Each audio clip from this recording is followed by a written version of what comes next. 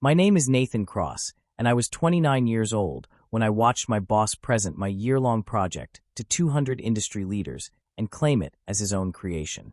I stood in the back of the grand ballroom at the Chicago Tech Summit, my hands shaking as Vincent Callaway clicked through slides I had designed, spoke words I had written, and accepted applause for innovation I had bled for. 12 months of 80-hour weeks, hundreds of sleepless nights. My entire creative soul poured into an algorithm that could revolutionize data security. And Vincent was taking credit for every single piece of it. Before I tell you what I found in his office 3 days later, let me know in the comments where you're watching from. And if you've ever had someone steal your work, type "I know" below. To understand how I ended up in that ballroom watching my career get stolen, I need to take you back to the day I joined Apex Digital Solutions. It was January 2023, and I was fresh out of graduate school with a master's degree in computer science and exactly $847 in my bank account. Student loans were crushing me. My girlfriend Amanda and I were living in a studio apartment where the bathroom door didn't close properly. When Vincent offered me a position as a junior developer at $65,000 a year, I said yes before he finished the sentence. Apex was a mid-sized tech firm in downtown Chicago. We built cybersecurity software for corporate clients. Vincent Callaway was the chief technology officer, a man in his late 40s who wore expensive suits and talked about disrupting industries. He had founded Apex 10 years earlier and built it into a company worth $50 million. On my first day, Vincent called me into his office. "Nathan, I see potential in you," he said, leaning back in his leather chair. "Work hard here, and you'll go far. I reward loyalty and innovation." I believed him. For the first 6 months, I did standard development work. Bug fixes, routine updates, client maintenance. Nothing exciting. But I was learning the systems, understanding how everything connected. And in my spare time, I was working on something else. The idea had come to me during graduate school. Traditional encryption methods were becoming vulnerable to quantum computing threats. I had developed a theoretical framework for adaptive encryption that could predict and respond to attack patterns in real time. It was revolutionary, but I had never had the resources to build it. Now, with access to Apex's servers and tools, I could finally test my theory.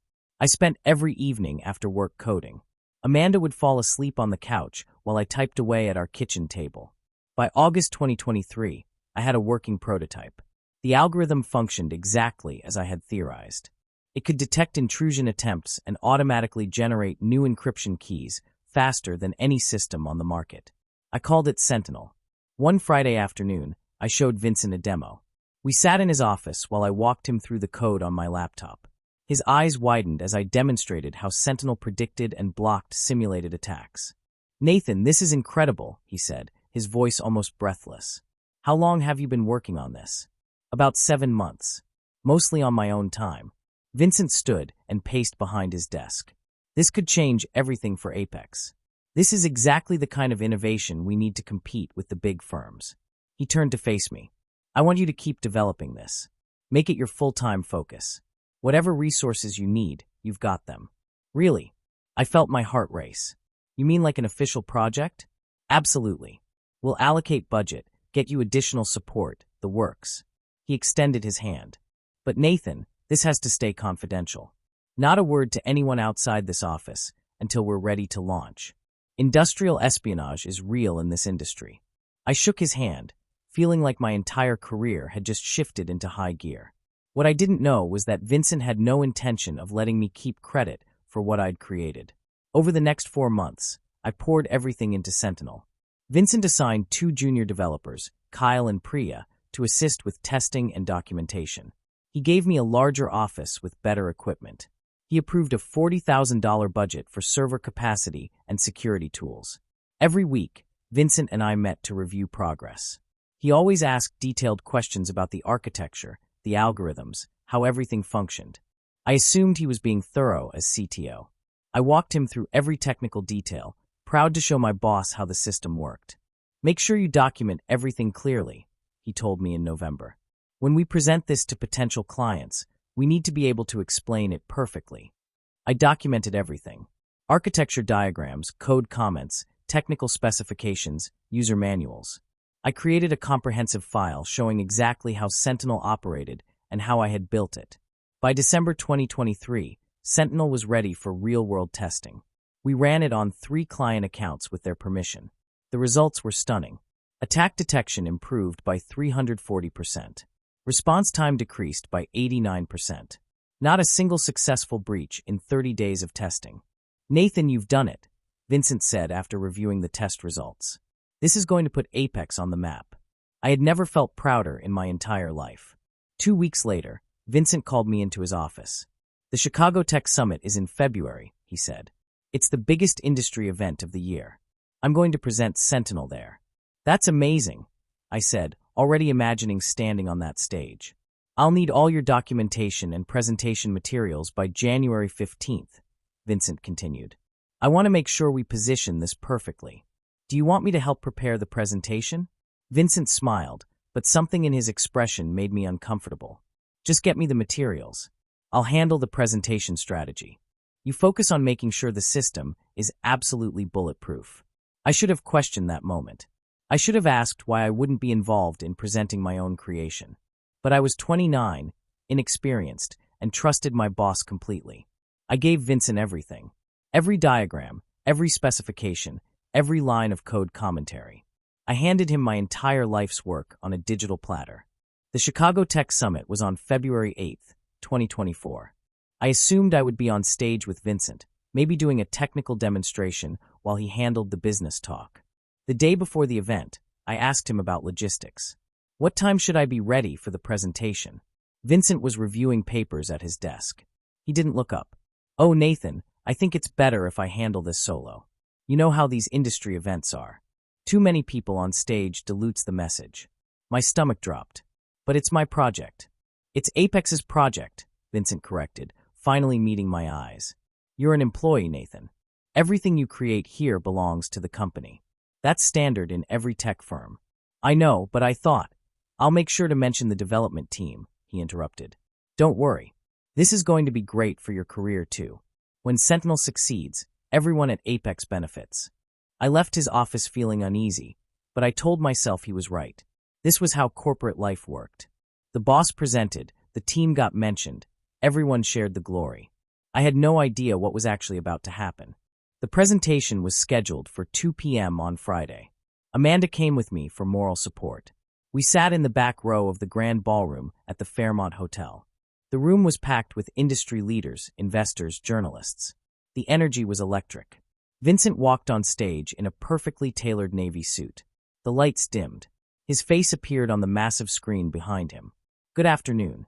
I'm Vincent Calloway, founder and CTO of Apex Digital Solutions.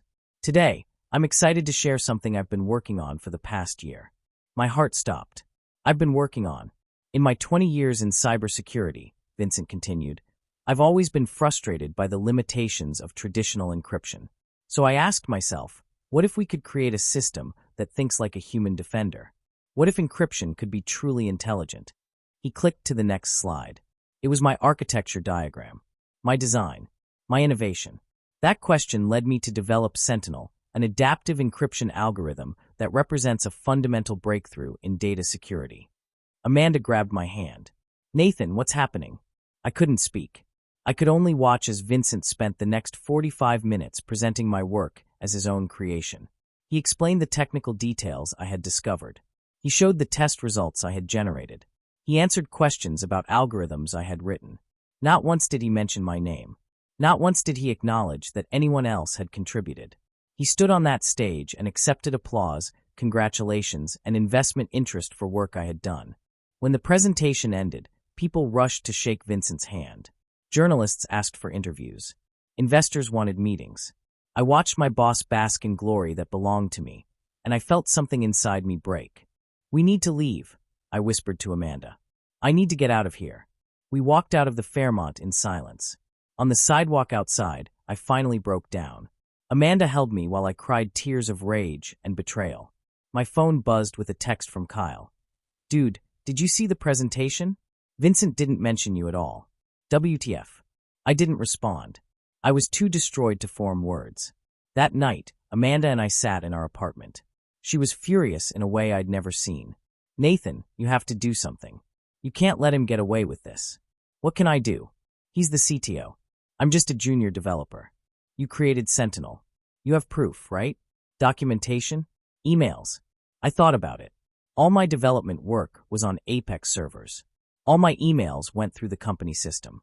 The only personal documentation I had was my original graduate school research, but that was just theoretical framework.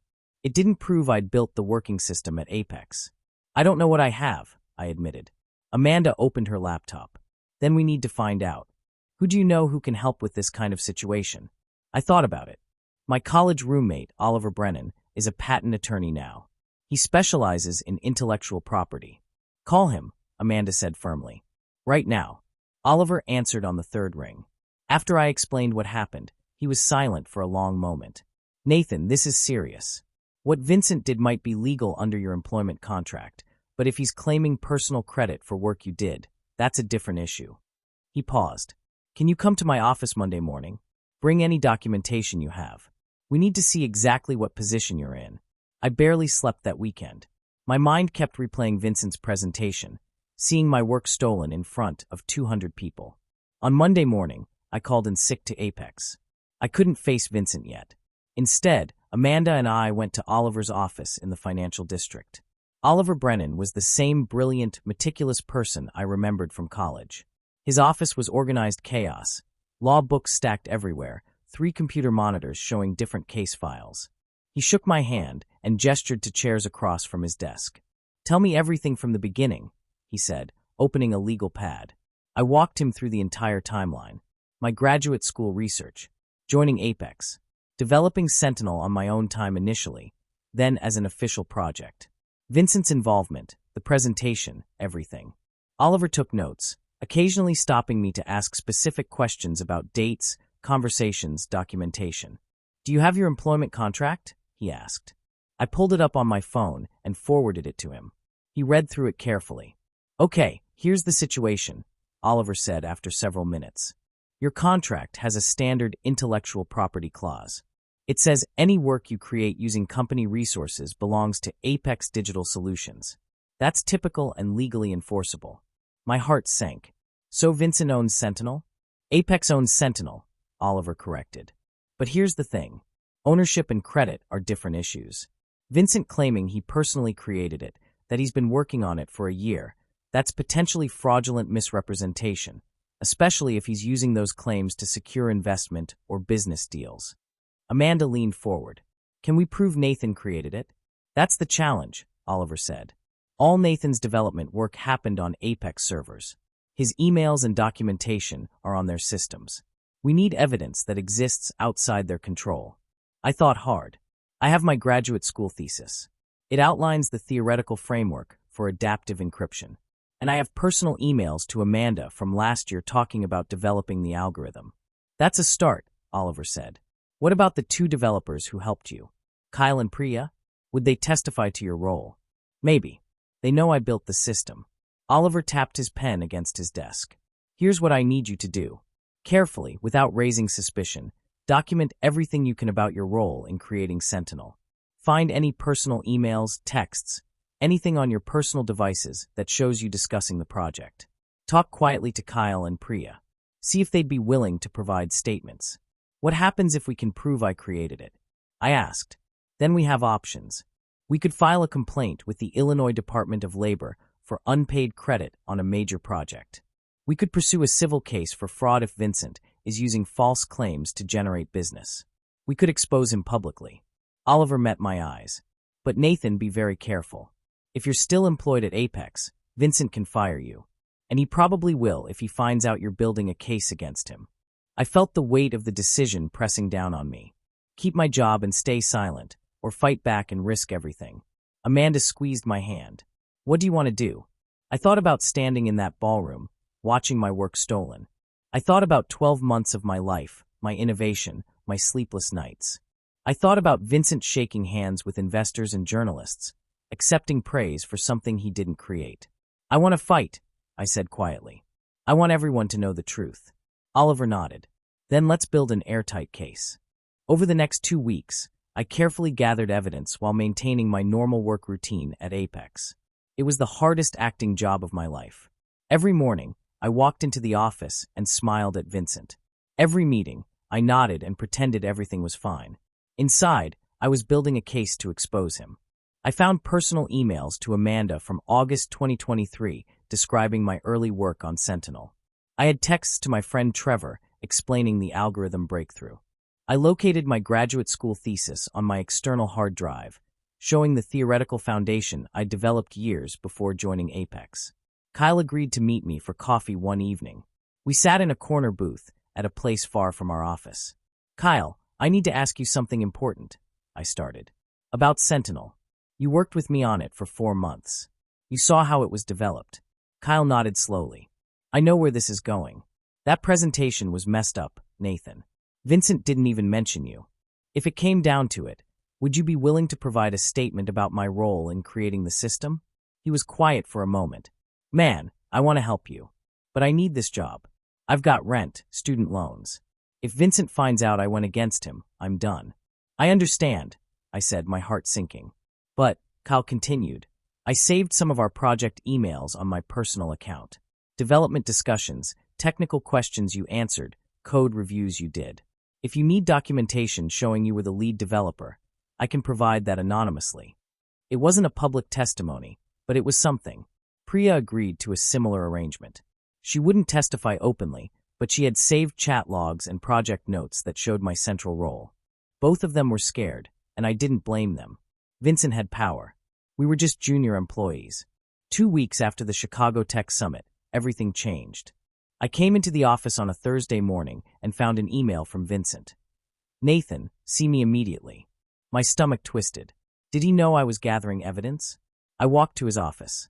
He was standing by the window, arms crossed, his expression cold. "Sit down, Nathan." I sat. The silence stretched out. "I'm disappointed in you," Vincent finally said. "I took a chance on you. I gave you resources, support, opportunity. And this is how you repay me." "I don't understand." "Don't play stupid." He turned to face me. "You've been talking to people about Sentinel, asking questions about documentation and credit. Did you really think I wouldn't find out?" Someone had told him. Kyle, Priya, someone else I'd spoken to? "Vincent, you presented my work as yours. You stood on that stage and lied to 200 people."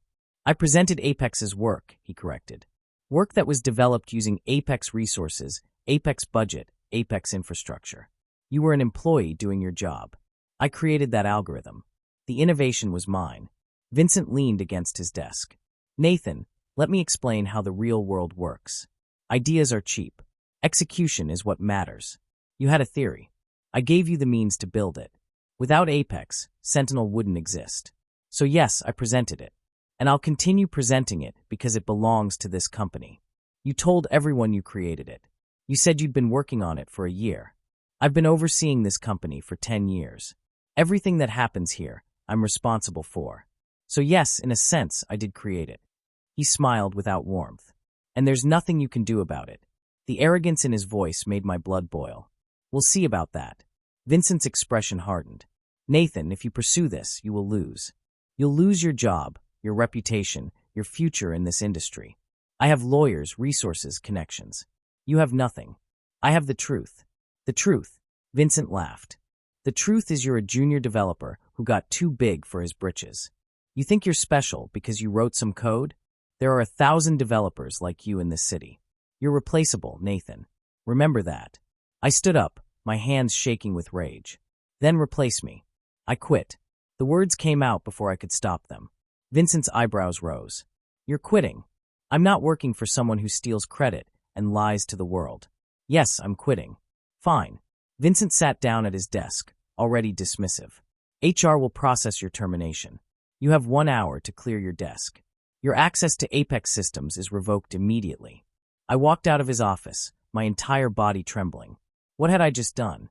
I'd quit my job, the only income Amanda and I had. But I couldn't stay. I couldn't pretend anymore. The next 3 weeks were the darkest of my life. I had no job, no income, and no clear path forward. Amanda picked up extra shifts at the hospital where she worked as a nurse. I filed for unemployment and started the long, humiliating process of job hunting while my confidence was shattered. Oliver worked on building our case. With the documentation I'd gathered, Kyle and Priya's anonymous materials, and my graduate thesis, We had evidence that I'd created Sentinel. But proving Vincent had fraudulently misrepresented his role was harder. "We need something bigger," Oliver said during a meeting in late February. "Something that shows Vincent is actively profiting from false claims about his role in creating Sentinel." Then, on March 3rd, we got our break. Trevor, my friend who worked in tech journalism, sent me a link with a message. "Dude, you need to see this." It was an article in Tech Innovation Monthly titled Vincent Callaway, the visionary behind Sentinel.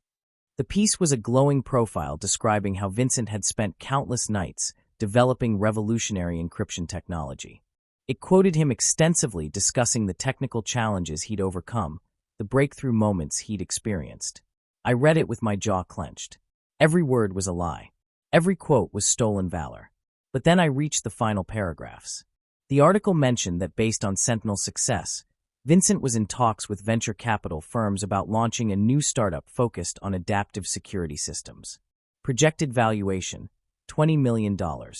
Vincent wasn't just taking credit. He was using my work to launch his own company. I forwarded the article to Oliver immediately. He called me 10 minutes later. "Nathan, this changes everything. If Vincent is securing investment based on fraudulent claims about creating Sentinel, that's securities fraud. That's federal. What do?" "We go public," Oliver said. "We can't fight him in court with the resources we have, but we can expose him. Social media, tech journalism, industry forums. We tell your story with all the evidence we've gathered." "Will that actually work?" "In tech, absolutely. This industry hates fraud. If we can show credibly that Vincent stole credit for your work, the backlash will be massive." Amanda was hesitant. "Nathan, if you go public and it doesn't work, you'll be blacklisted. No one will hire someone who publicly attacks their former boss. And if I stay silent, Vincent builds a $20 million company on my work while I collect unemployment," I countered. "I can't let that happen." Oliver prepared a detailed timeline with all our evidence. My graduate thesis establishing the theoretical foundation. Emails and texts from 2023 showing my development work. Anonymous statements from Kyle and Priya confirming my role. Proof that all my work predated Vincent's presentation. We created a website, the real-story-behind-sentinel.com. Oliver helped me write a clear, factual account of everything that had happened. No emotional attacks, no exaggeration. Just documentation and truth. On March 10th, 2024, we launched the site. I posted links on LinkedIn, Twitter, tech forums, every platform I could think of. Trevor shared it with his journalist contacts. Amanda posted it on Facebook and asked her network to spread it. For the first few hours, nothing happened. A few views, a couple likes, nothing major. Then, around 8 p.m., my phone started exploding. The response was volcanic. Within 24 hours, the real-story-behind-sentinel.com had 50,000 views. Tech journalists were reaching out for interviews. Industry leaders were commenting on social media. The narrative spread like wildfire. Young developer creates breakthrough technology, corrupt boss steals credit. The story hit a nerve. Apparently, I wasn't alone. Hundreds of developers shared their own stories of bosses taking credit for their work. The tech community rallied around my case as a symbol of a larger problem. But Vincent didn't stay silent. 3 days after I published the website, Apex Digital Solutions released a statement. The allegations made by former employee Nathan Cross are false and defamatory. Mr. Cross was part of a development team that contributed to Sentinel under the leadership and direction of CTO Vincent Callaway. His claims of sole creation are inaccurate and appear motivated by anger over his voluntary resignation. They were trying to spin it as sour grapes from a disgruntled ex-employee. But then Kyle and Priya did something brave. They came forward publicly.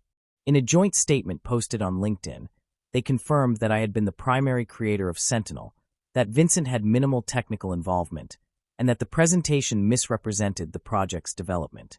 Both of them were fired within 24 hours. But their statement was seen by 100,000 people. It corroborated everything I'd claimed. The tide turned completely.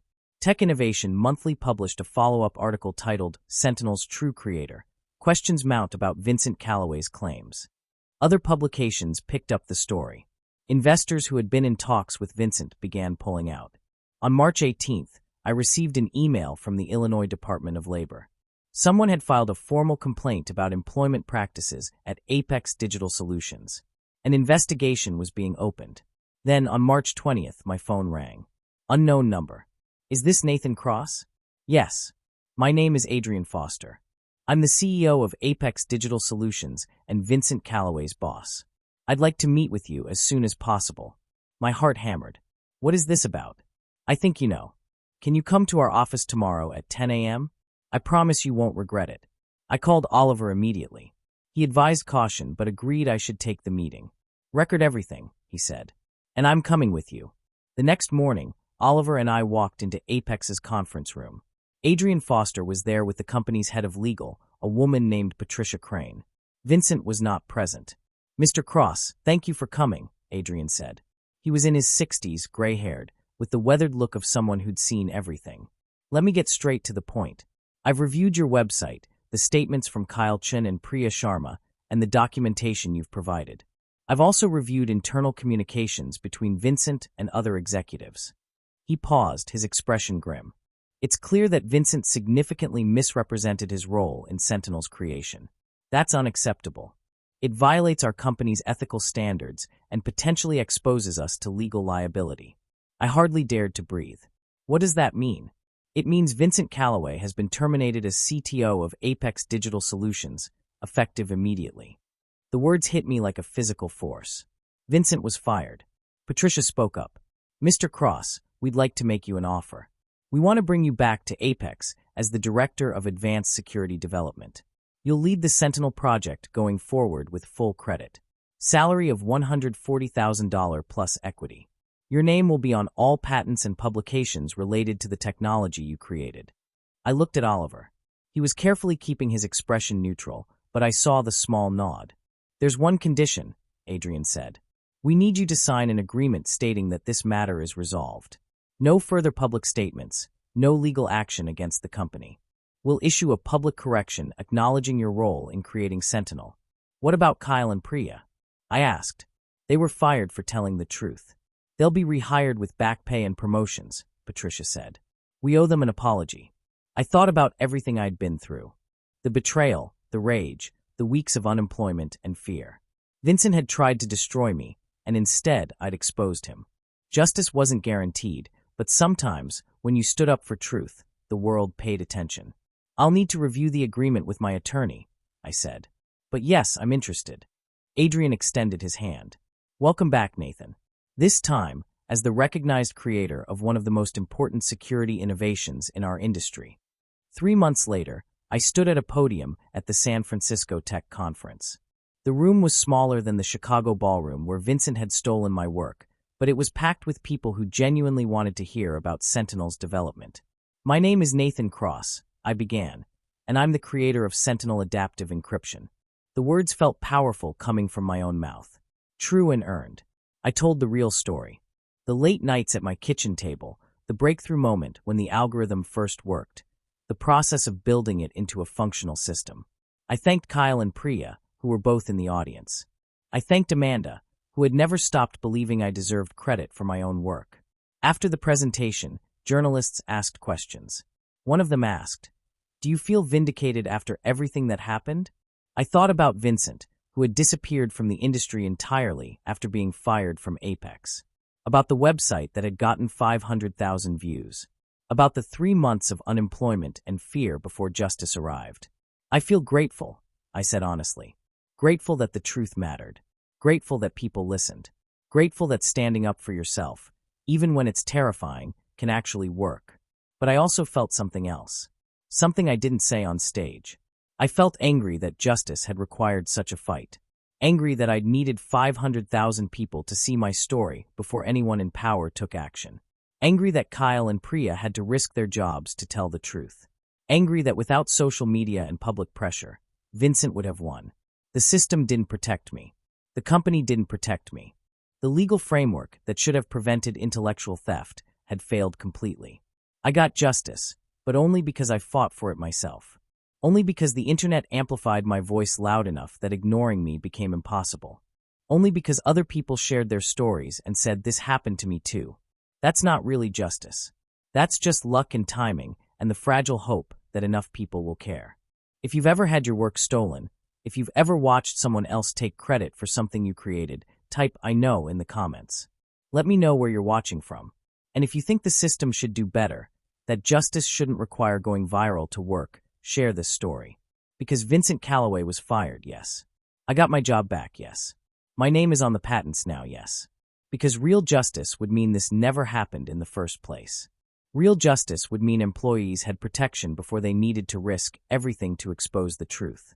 Real justice would mean the Vincent Callaways of the world faced consequences without requiring their victims to become internet stories. I won my battle. But the war against workplace exploitation, against bosses who steal credit, against systems that protect power over people, that war is still being fought every single day by people whose stories never go viral. My name is Nathan Cross. My work was stolen. I fought back and won. But justice? Justice would mean you never needed to fight at all.